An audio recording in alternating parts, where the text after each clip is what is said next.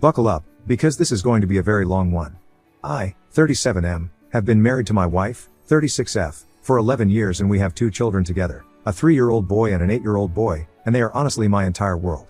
She and I met as co-workers all those years back when we were both working at a retail store. Here's the thing, when my first son was born, my mother came over to see the baby and she said the baby didn't look like either of us. She didn't say this publicly. To be honest, when they are newborns, I have never been able to tell whose features the kid is because I feel like the faces haven't reached any degree of resemblance, but it seems a lot of older relatives around me have always been able to discern similarities even in a baby's face. So, I couldn't see it myself, but my mother has always been a troublemaker so I really didn't pay it much mind. I was in love with my child and way too much to let her assumption sway me. Now, the real issue started when I saw a notification on my wife's phone from someone called Charlie. It was just saved as Charlie, but we actually both knew a Charlie who was the brother of one of our co-workers from way back. I wasn't sure it was the same Charlie and I couldn't do any digging seeing as she was in the room with me, but the message notification said I'll remember last night for a long time. And I couldn't see the rest of it. It didn't sound right to me though because she was supposed to be out watching a movie with her girls. Obviously, this made me incredibly suspicious. It just didn't sound right to me and when I got the chance, I made sure to look through her phone. I went to the chat with Charlie and the first thing I did was to check the profile picture. Yep. It was the same Charlie we knew from back then. He was in the store for like half the day back then, so I couldn't forget the face, though he was clearly a little older here. I hadn't kept up with him and I honestly didn't think that she had either. The entire situation was off. Honestly, that was when I started to get scared of what I would find in the messages and there was a little voice telling me to put the phone down and forget about it, but there was an even bigger voice telling me not to be a coward and just check it, so I did that. Well, that right there was enough to give me the confirmation that I was looking for. It was clear that they had slept with each other the previous night so she had lied to my face and left the house for that sole purpose. It's so hard to explain how I felt catching my wife in a lie like that, and realizing that she was cheating on me. In fact, the worst thought of all was the fact that I had no idea whatsoever regarding how long she had been cheating on me. Had it been since we were dating and this Charlie guy was in the store? Had it started a week ago? Or maybe they had been meeting up regularly for every single year that we had been married. Honestly, it was driving me insane. I knew that I was going to confront her, but I honestly had no idea exactly how I was going to do that. The first thing I did was to take photo evidence and screenshots of the chat, which I sent to myself, because I didn't want there to be any space whatsoever for her to attempt to deny this. It would piss me off immensely if she tried that. When she got back home, I didn't say anything because I honestly struggled with putting all my thoughts together. I wanted to consider every single angle, and even if I was going to confront her and question her, I wanted to make sure that I asked everything that I could so that I could catch her in a lie if she tried. That first day went by without me saying anything, but the next day didn't because at that point, I was ready for the fireworks that were about to occur. I started by asking her whether she had heard from Charlie in a bit. She couldn't hide the shock on her face in time, but she still tried to play dumb. She asked, "Who's Charlie?" I reminded her that he was our co-worker's brother and then she hit me with a prolonged "oh." She didn't answer my initial question though, so I asked again. "Have you heard from Charlie recently?" Now, this was the place where I'd be able to catch her in a bald-faced lie, and I think she was mentally weighing whether I was somehow asking coincidentally or whether I knew something already. There was an obvious silence before she finally spoke. "Oh no, I haven't heard from him in ages." I think my expression changed and she was smart enough to realize I wasn't asking out of the blue. She must have known that I knew something. She did a complete 180. "Actually, I think so. I think we might have spoken at some point recently." "Ah, why didn't you tell me? We haven't heard from him in ages. How is he doing?" "He's good, I guess. It's not like we talk like every day or something, so I really wouldn't be able to give you a solid answer." She shrugged her shoulders. "You're right. I guess I'll reach out to him. Do you think that's a good idea? Me and him could catch up on everything that's happened." "I think that sounds good." I noticed she seemed to freeze after I said this, so I asked her what was wrong, in a tone with a knowing edge to it. I didn't want to, but somehow, I started to chuckle at that point, and shake my head. "I know." "You know what?" She almost sounded angry as she said that. "What do you know?" "I know about you and Charlie, quite obviously. And I beg you not to act like I don't know what I'm talking about because you know I do. Let's not do that song and dance because it's bound to make me very, very mad."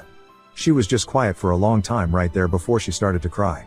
She buried her face in her hands and started sobbing. I've seen her cry before, but it has never made me as mad as this time did. Honestly, I felt infuriated at that very moment because she didn't think of it as something worth tearing over when she was getting drilled by Charlie, but I was supposed to believe that her getting caught was this traumatic? I was pissed off, honestly. Eventually, she looked up, her eyes red and wet, and she told me how sorry she was.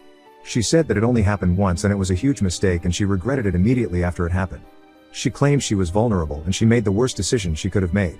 I don't know why, but I just felt like she was lying about them having only slept together once.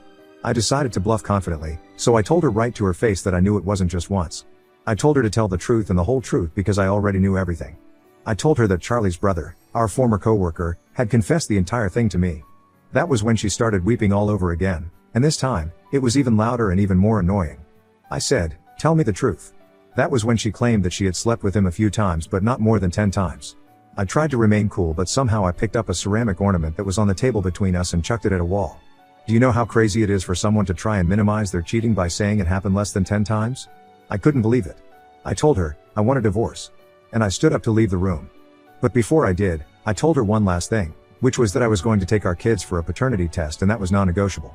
She looked like she was losing her mind, and I had never seen her looking that distraught before. I didn't care, though I was a bit worried she might do something very crazy. I called my kids and told them to let us go out for ice cream real quick.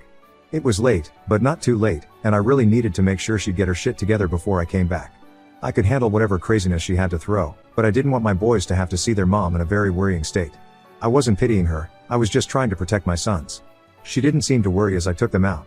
I went back to her as my kids stood in the doorway, and I whispered to her to get herself together before I came back in an hour. After that, I turned back and walked out with them.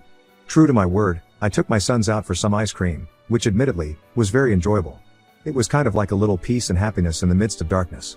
I love my children as much as any parent ever should, and they can always make my days brighter.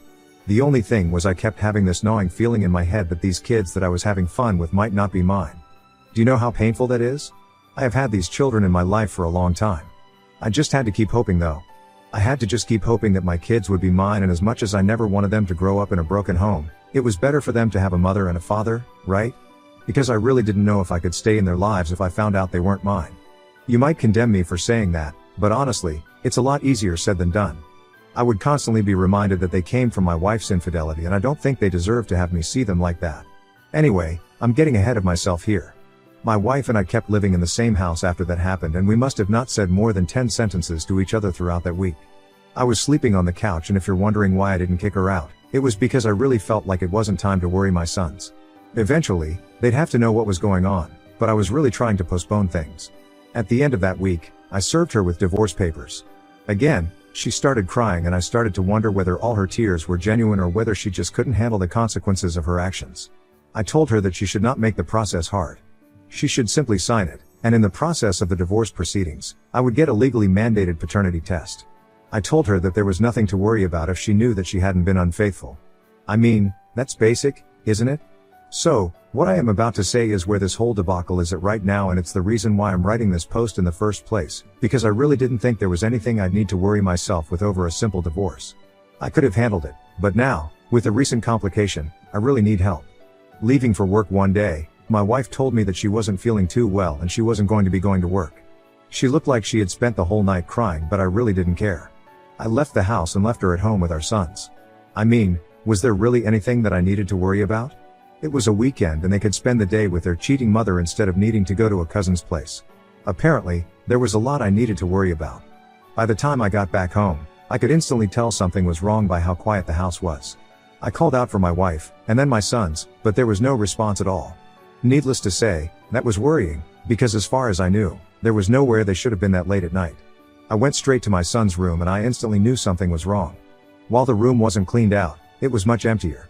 I looked in the closet and I saw that a lot of the clothes there were gone. That was when I panicked. I ran to our room and checked the closet and saw that a lot of my wife's clothes were gone as well. There were suitcases missing too. That was when it all made sense to me. She had basically kidnapped my children. Maybe there was some kind of more reasonable explanation I would later come across, but that seemed unlikely. The fact they were all not at home and there were a few less suitcases and less clothes made it clear that there was no regular explanation for anything.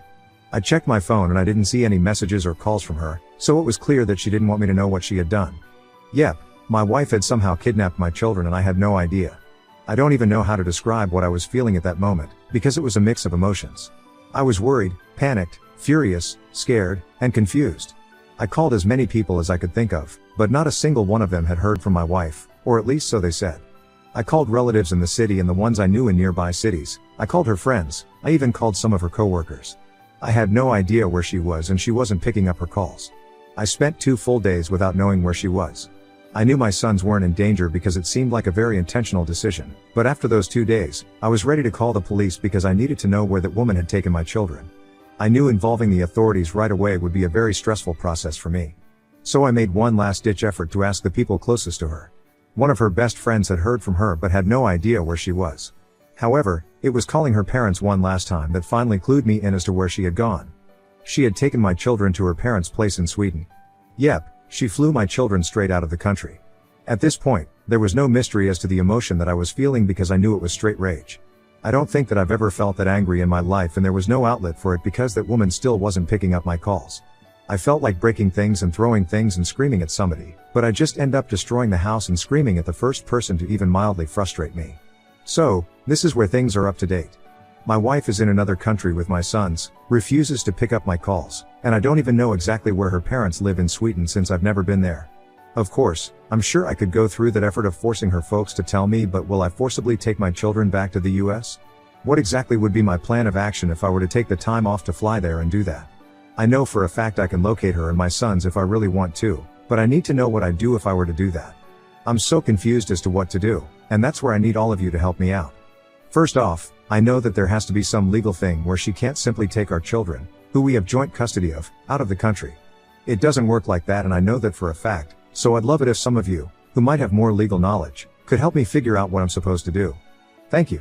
Edit. Well, she's finally reached out to me and I am not proud of how I completely lost my marbles shouting at her. I needed to let loose on her and I finally got the outlet. I made sure not to waste it. I think I must have screamed and shouted for like 10 minutes straight. Once I was done, there was silence for like half a minute and she finally claimed that she had only taken the kids to visit.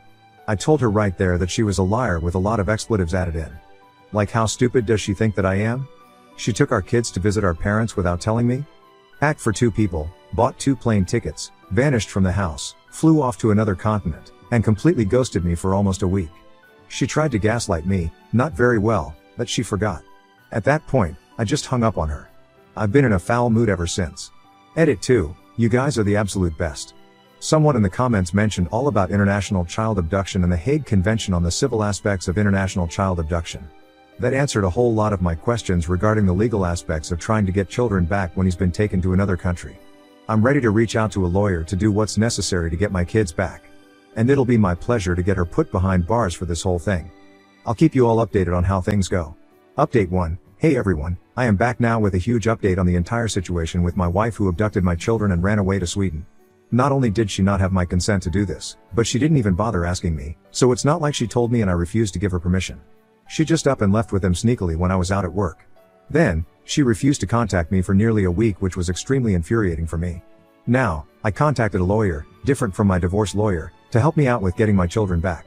I made that decision thanks to one of the commenters on my previous post who clued me in on a certain international treaty related to child abduction, and I was able to make a lot of progress thanks to that. That treaty is called the Hague Convention on the Civil Aspects of International Child Abduction, and I'll try my best to break down the major aspects of it to you all. Remember, I am not legally educated, so I'm just a layperson trying to explain things. In the case of a parent taking a child to another state without permission, that can classify as abduction or kidnapping, and with the police on your side, it should be relatively easy to get things sorted out because those police operate within the entire country. But what if the child is taken outside the country? American police won't be able to help directly, so that's the point of the international treaty. It takes note of where the child usually lives, their habitual residence, and whether they were wrongfully removed. In the case of my children, their habitual residence was obviously in the US, and it was very easy to establish that they was wrongfully removed. This is where my lawyer was able to come in extremely helpful for me. He explained the theory to me and I've explained it to you all as best as I understood it. After this point was where he went into doing his job, which involved filing something to the Hague Convention, contacting local authorities, and a bunch of other things. I honestly didn't care to figure out the fine details since I knew that he would handle the actual procedure. I made it very clear to my wife that I had called the police on her and gotten a lawyer to help me out with the process of getting my son back, but she didn't seem fazed. Her response was that she wasn't going to sit back and let me break the family, which I found to be very stupid. After all, running to another country with our sons was breaking the family in its own way. However, I knew anyway that her excuse was bull. It was obvious to me that she was scared of what I was going to find with the threat of a paternity test. At least, that was my conclusion in all of this. My lawyer sent a notice to her and her parents in Sweden, informing her of the consequences of not bringing the children back. Sure, it'd be easy enough to get my sons returned with the help of that Hague Treaty and the police over there, but the lawyer said it would be a good idea to make her aware of how it could impact her own life, especially in a criminal sense. Part of me wanted her to give in to the notice and come back so that things could be done as peacefully and easily as possible, but a darker part of me wanted her to continue to be stubborn so I could be sure she'd end up behind bars at the end of it all. The difference in the notice sent to her parents was that it contained the same essential info, but also went to talk about how they were essentially acting as accomplices to the abduction. The notice gave her a week for my son's return to their home in the United States.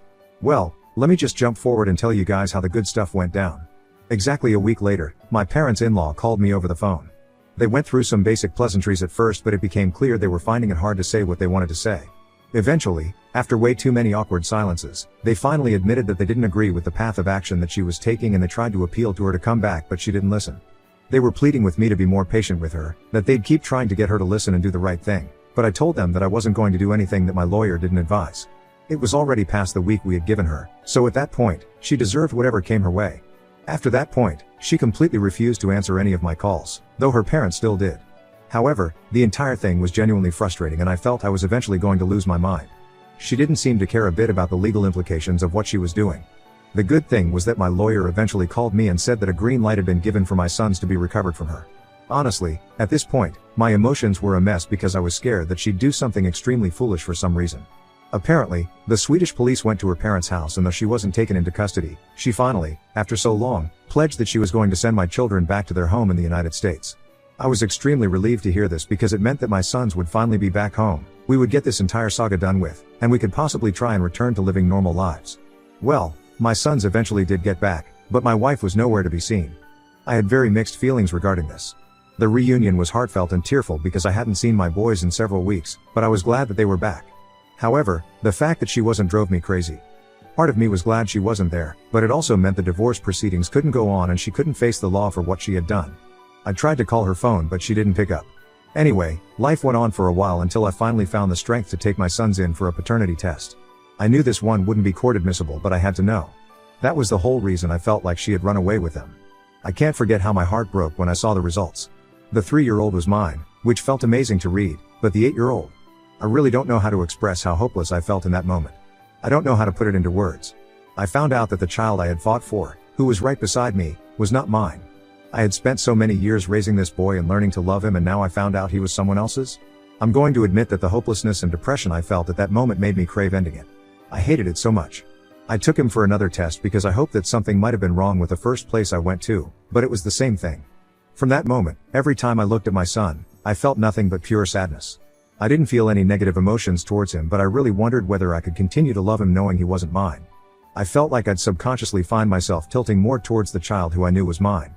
He was the product of infidelity, and that wasn't his fault, but I knew I would never be able to look at him without my wife's betrayal coming to mind. I still loved him, but I wasn't sure whether I'd still be able to in a year or two. The worst part was that my wife was nowhere for me to direct all my anger towards. I tried to call her, but she never picked up her phone, as expected. I wanted to call her parents, but I decided to spare them the drama because they were nice enough people. I finally did call her parents though, and when I did, it was because I felt I had a plan that could finally get her back into the country. I told them that I really needed to speak to my wife, that I just wanted us to be a family again. 2 days later, she called me, and I went into a whole spiel about how I knew she ran away because I almost broke the family, but I finally did the paternity test and I found out our sons were actually mine. I told her I was sorry, I wasn't going to go through with the divorce, and I was going to apologize to her every day until she finally forgave me. She bought it, hook, line, and sinker.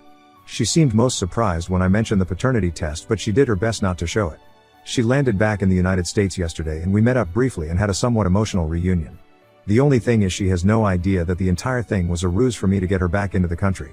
I'm currently at a hotel because I told her I'd leave the house to her for a few days so things wouldn't be awkward. They're about to get a lot more awkward and I'm ready to get the divorce proceedings started up. I'm going to make sure the police have got her first, so she won't be running anywhere.